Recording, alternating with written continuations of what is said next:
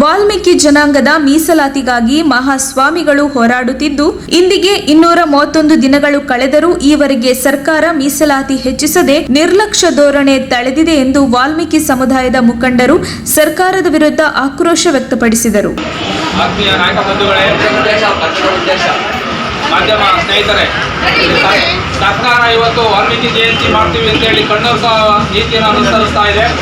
ಈ ಸರ್ಕಾರ ಬರೋಕ್ಕೆ ಒಬ್ಬ ಮೂಲ ನಾಯಕನೇ ಕಾರಣ ಆಗಿದ್ದು.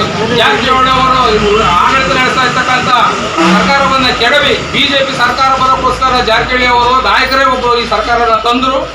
ಸರ್ಕಾರ ಹಿಂದೆ ಬಿಜೆಪಿ ಸರ್ಕಾರ ಹೇಳಿತ್ತು, ನಮ್ಮ ಸರ್ಕಾರ ಏನಾದರೂ ಅಧಿಕಾರಕ್ಕೆ ಬಂದರೆ ಶ್ರೀರಾಮುಲವರನ್ನ DCM ಮಾಡ್ತೀವಿ ಅಂತ ಹೇಳಿದರು. ಅದನ್ನೂ ಕೂಡ ನಮಗೆ ವಂಚನೆ ಆಗಿದ್ದೀವಿ. ಆದ್ದರಿಂದ ನಮ್ಮ ಹೆಚ್ಚಳವನ್ನು ಕೊಡ್ತೀವಿ ಅಂತ ಎಲ್ಲ ರೀತಿಯೂ ಹೇಳ್ಕೊಂಡು ಯಡಿಯೂರಪ್ಪರು ಕೂಡ ಹೇಳಿದರು, ನಿಮ್ಮ ಸಮಾಜಕ್ಕೆ ನಾವು ಮೀಸಲಾತಿನ 7.5% ಹೆಚ್ಚಳ ಮಾಡ್ತೀವಿ ಅಂತ ಹೇಳಿದರು.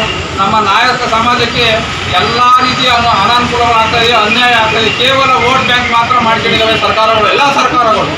ಆದ್ದರಿಂದ ದಯಮಾಡಿ ನಮ್ಮ ಈ ಸಮಾಜದ SC/ST ಸಮುದಾಯಗಳು ಮತ್ತು ತಳ ಸಮುದಾಯಗಳಿಗೆ ಮೀಸಲಾತಿ ಹೆಚ್ಚಿಸುವಂತೆ ಒತ್ತಾಯಿಸಿ ಗುಬ್ಬಿ ಪಟ್ಟಣದ ತಾಲೂಕು ಕಚೇರಿಯ ಮುಂಭಾಗ ಪ್ರತಿಭಟನೆ ನಡೆಸಿದ ಮುಖಂಡರು ಸರ್ಕಾರದ ನಿರ್ಲಕ್ಷ್ಯದ ಧೋರಣೆಯನ್ನು ಖಂಡಿಸಿದರು. ಸ್ವಾಮೀಜಿಗಳು ಅಹೋರಾತ್ರಿ ಧರಣಿ ಮಾಡುತ್ತಿದ್ದರೂ ಸರ್ಕಾರ ಸೌಜನ್ಯಕ್ಕಾದರೂ ಅವರನ್ನು ಭೇಟಿ ಮಾಡುವ ಕೆಲಸ ಮಾಡಿಲ್ಲ ಎಂದು ಪ್ರತಿಭಟನಾಕಾರರು ಸರ್ಕಾರದ ವಿರುದ್ಧ ಆಕ್ರೋಶ ವ್ಯಕ್ತಪಡಿಸಿದರು. ವರದಿ ಮಂಜುನಾಥ್ ಗುಬ್ಬಿ.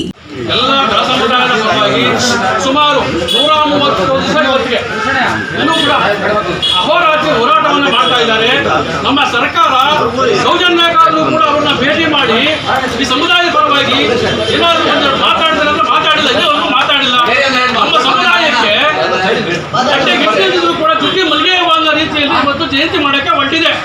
ನಮ್ಮ ಕಟ್ಟಡಕ್ಕೆ ಈ ಸರ್ಕಾರ ಸ್ಪಂದಿಸ್ತಾ ಇಲ್ಲ, ನಮ್ಮ ಸಮಾಜವನ್ನ ಧಿಕ್ಕರಿಸ್ತಾ ಇದೆ.